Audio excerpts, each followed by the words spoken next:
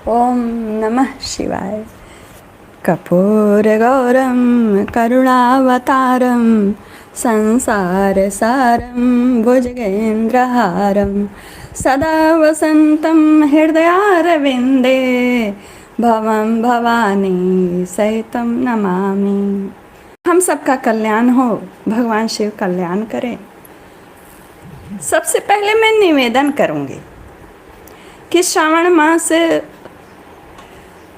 महात्म्य कैसे क्यों करना चाहिए। मनुष्य जन्म हमारा जो है अत्यंत दुर्लभ है। 84 लाख योनियों में भटकते हुए प्राणी पापों के क्षीण होने पर भगवान के कृपावश मनुष्य जन्म दुर्लभ होता है। और मनुष्य योनि ही एक ऐसी योनि है जिस योनि में हम कर्म करके ईश्वर को प्राप्त कर सकते हैं। अन्य सारी योनियां जो होती हैं वह भोग योनि कहलाई जाती हैं। यूँ तो मनुष्य को प्रतिदिन स्नान, जप, तप, ध्यान इत्यादि करना चाहिए, परंतु कुछ ऐसे मास होते हैं जिन मासों में नींद धारण करने से पाप का क्षय और पुण्य तत्काल प्राप्त होता है। उन मास श्रावण मास है, चतुर्मास है। श्रावण मास का विशेष महात्म्य इसलिए है क्योंकि यह चतुर्मास में श्रावण मास, कार्तिक मास इत्यादि पड़ता है।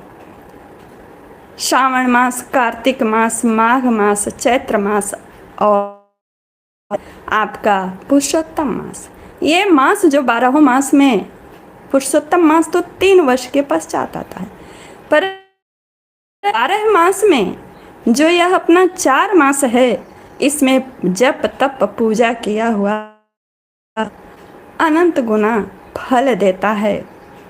और इसका महात्म्य, हर मास के महात्म्य के सुनने पढ़ने से तो कर्म करने में ज्ञान प्राप्त होता है, तत्पश्चात सुनने का भी महात्म्य होता है।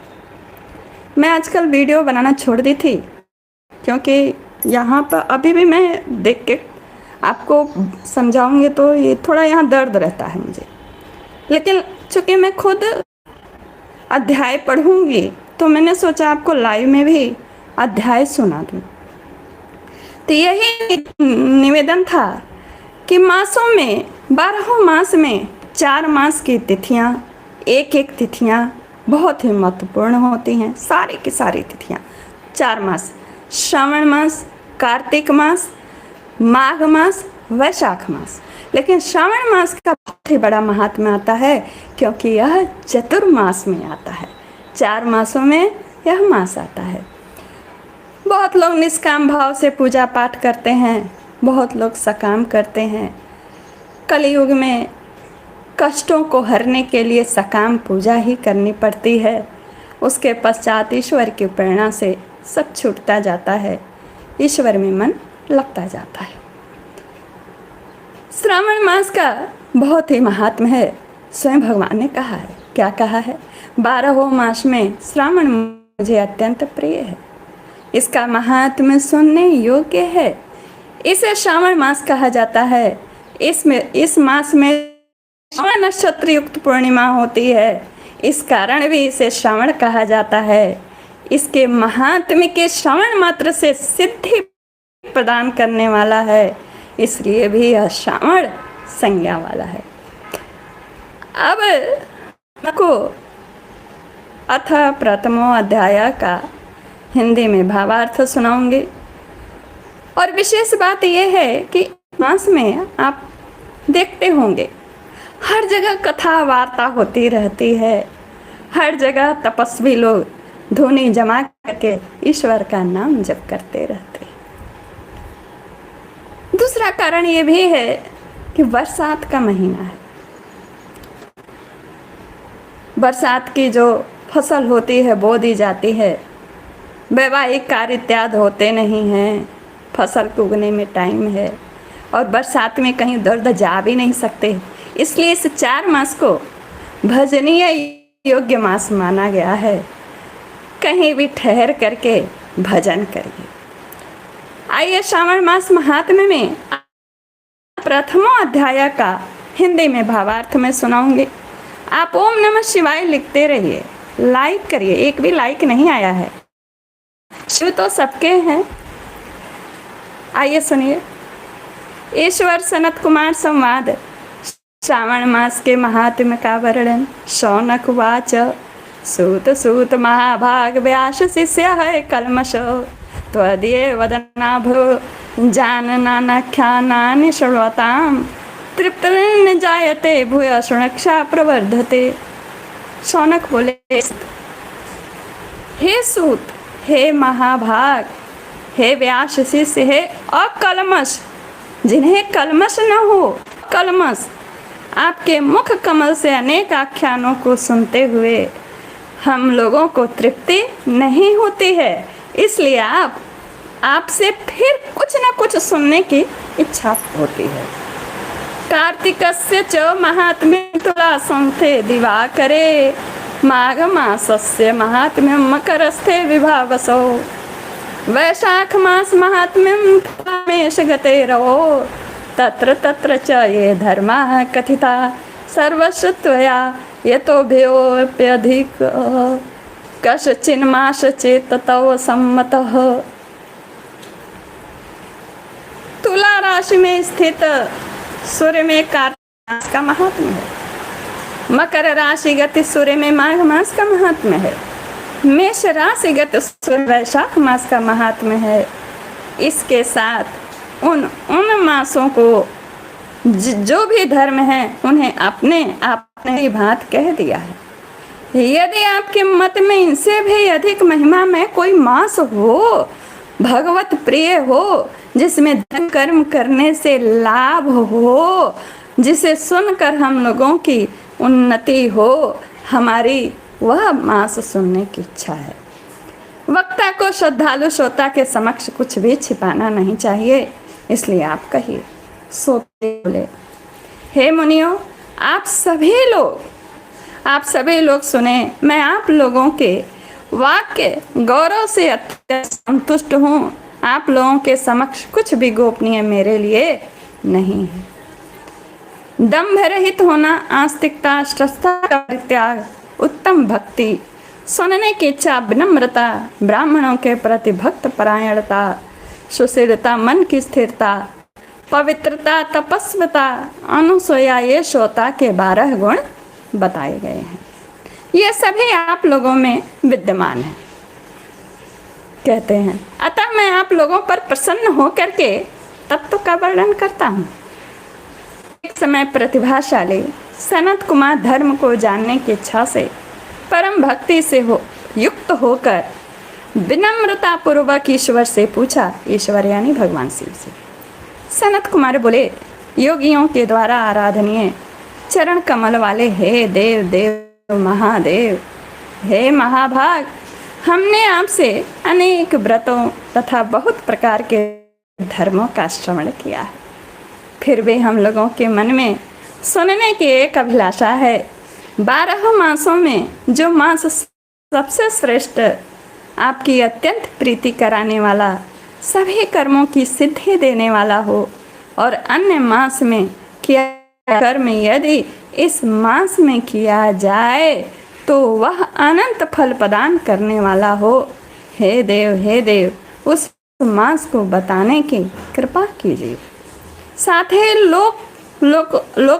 लोकानुग्रह के कामना से उस मास सभी धर्मों का भी आप वर्णन कीजिए। सनत कुमार ने भगवान शिव से पूछा।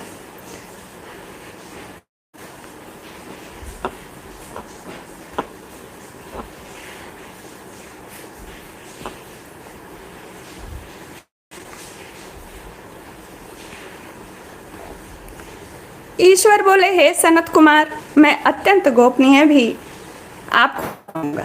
हे सुव्रत, हे वेदी नंदन, मैं आपकी स्वर्ण इच्छा तथा भक्ति से अति प्रसन्न हूँ। 12 मासों में श्रावण मुझे अत्यंत प्रिय है। इसका महात्म्य सुनने योग्य है, अतः इसे श्रावण कहा गया है। इस मास में श्रवण नक्षत्र युक्त पूर्णिमा होती है, इस कारण से भी इसे श्रावण कहा गया है। इसके महत्व के श्रवण मात्र से यह सिद्धि प्रदान करने वाला है, इसलिए भी यह श्रावण संज्ञा वाला है। निर्मलता गुण के कारण यह आकाश के सदृश है। इतना निर्मल है श्रावण मास कि वह आकाश के सदृश है, इसीलिए इस मास को नभा भी कहा गया है।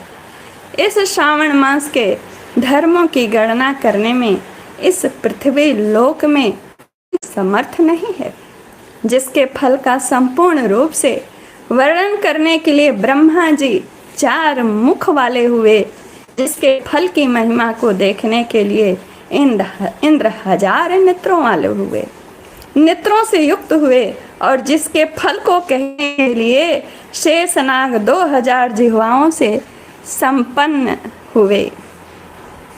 हाय कार्तिक जी हुए। अधिक कहने से क्या प्रयोजन, इसके महात्म्य को देखने और कहने में कोई भी समर्थ नहीं है। हे मुने, अन्य मांस इसकी एक कला को भी नहीं प्राप्त होते। यह सभी व्रतों तथा मासों सभी व्रतों तथा धर्मों से युक्त है। यह महीना एक भी दिन इस महीने में ऐसा नहीं है कि जिस दिन कोई व्रत न हो। हर महीने में, इस महीने के श्रावण मास के महीने के एक एक दिन व्रतों से युक्त है। इस मास में प्रायः सभी तिथियां व्रत से युक्त हैं। इसके महात्म्य के संदर्भ में मैंने जो कहा वह केवल प्रशंसा मात्र नहीं है। आप जिज्ञासुओं, भक्तों, अर्थ की कामना करने वालों, मोक्ष की अभिलाषा रखने वाले और अपने अपने अभीष्ट की आकांक्षा रखने वाले चारों प्रकार के लोगों, 4 प्रकार के लोग को, ब्रह्मचर्य, गृहस्थ, वानप्रस्थ, आश्रम वाले को इस श्रावण में व्रत का अनुष्ठान करना चाहिए। सनत कुमार वाच, सनत कुमार बोले, हे भगवान, हे सत्तम, आपने जो कहा है इस मास में कि सभी दिन एवं सभी तिथियां व्रत युक्त हैं, यानी व्रत रहित नहीं हैं, आप उन्हें मुझे बताएं कि एक एक तिथि में किस किस का व्रत और कैसे पूजा की जाती है। किस तिथि में और किस दिन में कौन सा व्रत होता है, उस व्रत का अधिकारी कौन है, और उस व्रत का फल क्या है, उसकी विधि क्या है, किस किसने ने पहले प्रथम उस व्रत को किया है, और जागरण करने की क्या विधि है, उसका देवता कौन है, उस देवता की पूजा कहाँ होनी चाहिए, पूजन की सामग्री क्या क्या होनी चाहिए। हे प्रभु, आप सब मुझे बताएं। इस मास को आपको प्रिय क्यों है? यह मास शिव जी को पूछते हैं, सुनो, यह मास आपको क्यों प्रिय है, किस कारण यह पवित्र है? इस मास में भगवान का कौन सा अवतार हुआ है? सभी मासों से श्रेष्ठ कैसे हुआ भगवान, बताइए। हे प्रभु, आपके समक्ष मुझ अज्ञानी का प्रश्न करने में कितना ज्ञान हो सकता है, अतः आप अपने आप ही संपूर्ण रूप से इस मास के समस्त तत्वों को आप बताइए। अतः आप संपूर्ण रूप से बता दीजिए। मेरे पूछने के अतिरिक्त जो और भी शेष है, अपने बुद्धि के अनुसार जो मैंने पूछ लिया ठीक है, लेकिन उसके अनुसार जो शेष है उसे बताइए। हम लोगों का उद्धार करने के लिए आप बताइए। रविवार, सोमवार, भौमवार, बुधवार, गुरुवार, शुक्रवार और शनिवार के दिन जो करना चाहिए विभो, सब हम सबको बताइए। आप सबके आदि में आविर्भूत हुए हैं, अतः आपको आदि देव भी कहा गया है। जैसे एक की विधि बाधा से अन्य की विधि बाधा होती है, वैसे ही अन्य देवताओं के अल्प देवत्व के कारण आपको महादेव माना गया है। तीनों देवताओं के निवास स्थान पीपल वृक्ष में सबसे ऊपर आपकी स्थिति है। कल्याण रूप होने के कारण आप शिव हैं और पाप समूह को हरने के कारण आप हर हैं। हर नाम पाप हरने के कारण भगवान शिव का पड़ा है। आपके आदिदेव होने में आपका शुक्ल वर्ण प्रमाण है। गोरे रंग, सफेद शुक्ल वर्ण प्रमाण है, क्योंकि प्रकृति में शुक्ल वर्ण ही तो प्रधान है, अन्य वर्ण नहीं प्रधान है। अन्य वर्ण तो विकृत है। आप कपूर के समान गौर वर्ण के हैं, अतः आप आदिदेव हैं। गणपति के अधिष्ठान रूप 4 दल वाले मूलाधार नामक चक्र से, ब्रह्मा जी के अधिष्ठान रूप 6 दल वाले स्वाधिष्ठान नामक चक्र से और विष्णु के अधिष्ठान रूप 10 दल वाले मणिपुर नामक चक्र से भी ऊपर आपके अधिष्ठित होने के कारण आप ब्रह्मा तथा विष्णु के ऊपर स्थित हैं। यह आपकी प्रधानता ही तो व्यक्त होती है इससे। हे देव, एकमात्र आप ही पूजा से पंचायतन, आप ही की पूजा होने से पंचायतन की पूजा हो जाती है। पंचायतन मतलब 5 देवता, गृहस्थ को 5 देवता की पूजा अवश्य करनी चाहिए। हे देव, एकमात्र आप ही की पूजा से पंचायतन की पूजा हो जाती है, जो कि दूसरे देवता की पूजा से किसी भी प्रकार संभव नहीं है। आप स्वयं शिव हैं। आपकी बाएं जांघ पर शक्ति स्वरूपा दुर्गा, दाहिनी जांघ पर गणपति, आपके नेत्र में सूर्य तथा हृदय में भक्तराज भगवान श्री हरि विराजमान है। अन्न के ब्रह्मा रूप होने तथा रस के विष्णु रूप होने और आपके उसका भोक्ता होने के कारण है ईशान, आपके श्रेष्ठत्व में किसे संदेह हो सकता है। सबको विरक्ति की शिक्षा देने हैं तो आप श्मशान में तथा पर्वत पर निवास करते हैं। पुरुष सूक्त में उत्मृतत्व शेषानो इस मंत्र के द्वारा प्रतिपादन के योग्य है, ऐसा महर्षि ने कहा है। जगत का संहार करने वाले हलाहल को गले में किसने धारण किया? महाप्रलय काल अग्नि को अपने मस्तक पर धारण करने में कोई समर्थ था? कौन समर्थ था? नहीं, कोई समर्थ नहीं था। संसार रूप अंधकूप में पतन के हेतु कामदेव को किसने भस्म किया? आप ऐसे हैं कि आपकी महिमा का वर्णन करने में कौन समर्थ है? भगवान, एक तुच्छ प्राणी मैं करोड़ों जन्मों में भी आपके प्रभाव का वर्णन नहीं कर सकता, अतः आप मेरे ऊपर कृपा करके मेरे प्रश्नों का उत्तर दे दीजिए। श्री स्कंद पुराणे ईश्वर समाज संवादे श्रावण मास महात्म्य अध्याय। ओम तत्सत।